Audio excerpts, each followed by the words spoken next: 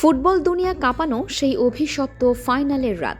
মাঠের সবুজ ঘাসে যখন বল গড়াচ্ছে, তখন গ্যালারির হাজারো মানুষের ভিড়ে কোনো এক অন্ধকার কোণ থেকে লিওনেল মেসির দিকে তাক করা ছিল স্নাইপারের মরণাস্ত্র। অন্যদিকে মেসির স্ত্রী আন্তেনেলা রোকুজ্জো আর তার পুরো পরিবারকে ম্যাচের আগেই কোনো এক গোপন কক্ষে রাখা হয়েছিল জিম্মি করে।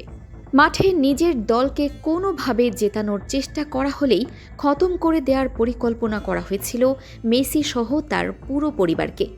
এমনই সব হাড়হিম করা চিন্তার ভার কাঁধে নিয়ে এবারের ফাইনাল বিশ্বকাপ খেলেছেন মেসি।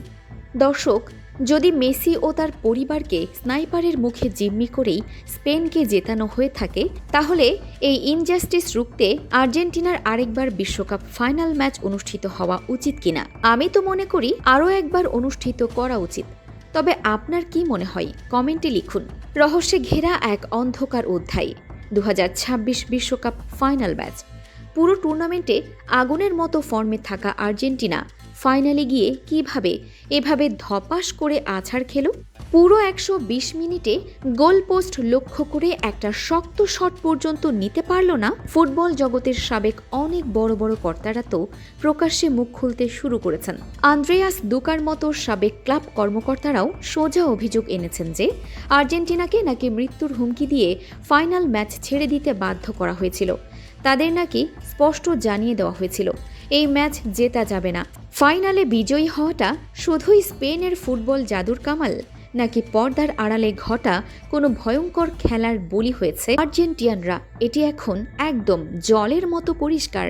ফাইনালের সেই থমথমে রাতের কথা মনে আছে? বাঁশি বাজার কয়েক মিনিট আগের দৃশ্যটা কিন্তু এখনও কোটি কোটি মানুষের চোখের জল জল করছে। বিশ্বজুড়ে খেলা দেখতে বসা কোটি কোটি ফুটবল প্রেমী মানুষ যখন উল্লাসে ফেটে পড়ার অপেক্ষায়, ঠিক তখনই ড্রেসিং রুমের সেই বদ্ধ দরজার ওপাশে ঘটে গিয়েছিল এমন কিছু যা হয়তো পুরো ফুটবল ইতিহাসের মোড়ই ঘুরিয়ে দিয়েছে। যে আর্জেন্টিনার পায়ে ফুটবলের জাদু ফুটে উঠত, যারা পুরো টুর্নামেন্ট জুড়ে প্রতিপক্ষকে একের পর এক তুড়ি মেরে উড়িয়ে দিল, সেই দলটাই ফাইনালে মাঠে নেমে যেন খোলস ছেড়ে বের হতেই পারল না। মাঠের ভেতর ওদের ছায়াও কি আসল আর্জেন্টিনার মতো লাগছিল? একদমই না। ম্যাচ শুরুর ঠিক আগ মুহূর্তের একটা ভিডিও এখন সোশ্যাল মিডিয়ায় রীতিমতো আগুন জ্বালিয়ে দিয়েছে। খেলোয়াড়দের টানেল দিয়ে মাঠে নামার সেই মুহূর্তটা খেয়াল করেছেন? লিওনেল মেসির মুখটা ছিল থমথমে, চোখের দৃষ্টিতে স্পষ্ট ভয়ের ছাপ। সতীর্থদের জড়িয়ে ধরে মেসি বারবার একটা কথাই চিৎকার করে বলছিলেন, সব কিছু ভুলে যাও, শুধু খেলায় মন দাও।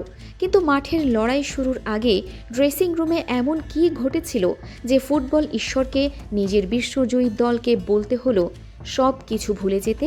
কি এমন খবর এসেছিল ফুটবলারদের কাছে যা তাদের মনের ভেতরে এমন এক আতঙ্ক ঢুকিয়ে দিয়েছিল যে পা জোড়া যেন বরফ হয়ে আটকে গিয়েছিল মাঠের ঘাসে? কোন ভয়ঙ্কর সত্য লুকিয়ে রাখতে ফুটবলাররা নিজেদের ড্রেসিং রুমে বন্দি করে ফেলেছিলেন, যার জবাব আজও কিন্তু কেউ দিতে পারছে না? এই প্রশ্নটা মাঠের পারফরমেন্সের সঙ্গে মেলালে সন্দেহটা আরও হাজার গুণ বেড়ে যায়।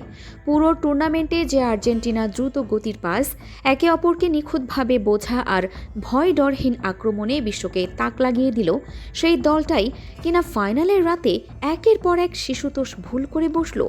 ওদের পায়ের পাসগুলো যেন দিশা হারাচ্ছিল। বডি ল্যাঙ্গুয়েজে স্পষ্ট বোঝা যাচ্ছিল বিরাট কোনো মানসিক অস্বস্তির ছাপ। সবচেয়ে বড় বিষয় তো লিওনেল মেসিকে নিয়ে। পুরো ম্যাচে তিনি বল স্পর্শ করার সুযোগ পেয়েছেন নাকি মাত্র 7 বার? একটা বিশ্বকাপের ফাইনালে লিওনেল মেসির মতো ফুটবলার পুরো 90 মিনিটে মাত্র 7 বার বল পাবেন, এটা কি খালি চোখে বিশ্বাস করা সম্ভব? মেসিকে সেদিন মাঠ জুড়ে এতটাই চিন্তিত আর অসহায় দেখাচ্ছিল যে মনে হচ্ছিল তার মাথায় ফুটবল নয়, অন্য কোনো এক অজানা আতঙ্কের পাহাড় চেপে বসে আছে।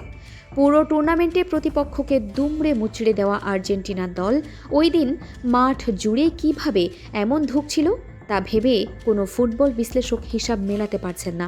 যে লাউতারো মার্টিনেজ আগুনের মতো ফর্মে ছিলেন, তাকে নাকি পুরোটা সময় 1 সেকেন্ডের জন্য মাঠে নামানোই হলো না।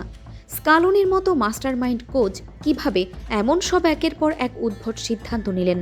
মাঠের ভেতর লিসান্দ্রো মার্টিনেজ কিংবা ক্রিস্তিয়ান রোমেরোদের যেভাবে হঠাৎ করে তুলে নেওয়া হলো, সেটাও কোনো স্বাভাবিক বদলি মনে হয়নি কারো কাছে। তার উপর এনসো ফার্নান্দেসের লাল কার্ড খাওয়া, স্প্যানিশ ফুটবলারদের প্রতি রেফারির সেই অদ্ভুত সফট কর্নার আর একের পর এক বিতর্কিত সিদ্ধান্তের পেছনে কি শুধুই ভুলভ্রান্তি ছিল, নাকি চিত্রনাট্যটা আগে থেকেই লেখা হয়ে গিয়েছিল? রহস্যের জট তো আরও শক্ত হয় যখন আমরা রাজনৈতিক মারপ্যাচের দিকে নজর দিই। সেমিফাইনালে ইংল্যান্ডের হারানোর পর আর্জেন্টাইন সমর্থকরা গ্যালারিতে উঁচিয়ে ধরেছিল এক ঐতিহাসিক ক্ষোভের ব্যানার, সেই মালভিনাস দ্বীপপুঞ্জের গল্প জানিয়ে 1982 সালে ব্রিটেনের সঙ্গে রক্তের হোলি খেলায় মেতেছিল আর্জেন্টিনা। যুদ্ধে হেরে গেলেও নিজেদের ভূখণ্ড বলে দাবি করা সেই পুরনো ক্ষোভ তারা আবার উস্কে দিয়েছিল ওই জয়ের রাতে বিশ্ব রাজনীতির আন্তর্জাতিক মঞ্চে, যা এক বিশাল তোলপাড় সৃষ্টি করেছিল। প্রভাবশালী ব্রিটিশ আর ইউরোপীয় মহল নাকি এই অপমান কোনোভাবেই মেনে নিতে পারেননি। পর্দার পেছনের ক্ষমতাশালী শক্তিগুলো কি তবে আর্জেন্টিনাকে রোখার জন্য রক্তচক্ষু দেখিয়েছিল? বিশ্ব ফুটবলের রাজনীতির প্যাঁচে কি তবে পিষে দেওয়া হলো মেসির শেষ স্বপ্নের লড়াইকে? অনেকে তো এমনকি 1990 সালের সেই অভিশপ্ত ফাইনালের সঙ্গেও এই রাতের অদ্ভুত মিল খুঁজে পাচ্ছেন।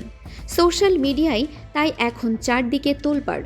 নেটিজেনদের একাংশের মতে এটা শুধুই ফাইনালের ভয়ঙ্কর মানসিক চাপ আর স্পেনের দারুণ কৌশলের ফল, কিন্তু বিশাল এক সমর্থক গোষ্ঠী ও ফুটবল প্রেমী বিশ্লেষকদের দাবি একেবারেই ভিন্ন।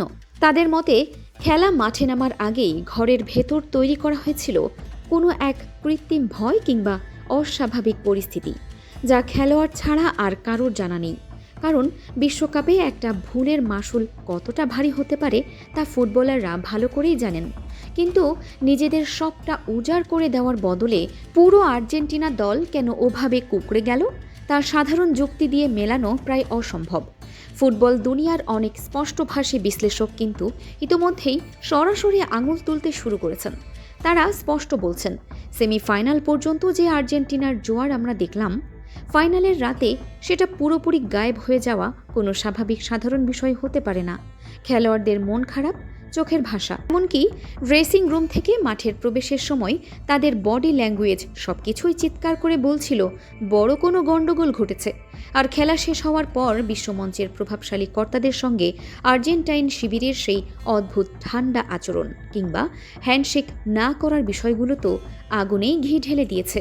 সব মিলিয়ে রহস্যের ঘুপচি গলিটা দিনকে দিন আরও গাঢ় আর অন্ধকার হচ্ছে। যদিও ফুটবলের সর্বোচ্চ সংস্থা ফিফা বা আর্জেন্টিনা ফুটবল অ্যাসোসিয়েশন আজ পর্যন্ত কোনো অফিসিয়াল তদন্তের মুখোমুখি হয়নি বা কোনো লিখিত প্রমাণের কাগজপত্র সাধারণের হাতে আসেনি, তবুও কিন্তু কোটি কোটি ফুটবল প্রেমীর মন থেকে সন্দেহের কালো মেঘ এক ফোঁটাও সরেনি। এটা কি শুধু একটা হারানো স্বপ্ন আর মাঠের ভুলভ্রান্তি, নাকি বিশ্ব রাজনীতির কোনো বিষাক্ত ছায়া আড়াল করে দিল ফুটবল ইতিহাসের সবচেয়ে বড় সত্যিটাকে? উত্তর হয়তো কোনোদিন মিলবে, বা হয়তো এই গোপন কালো রহস্য চিরদিনের মতো ঢেকে যাবে ফুটবলের ইতিহাসপত্রের অন্তরালে।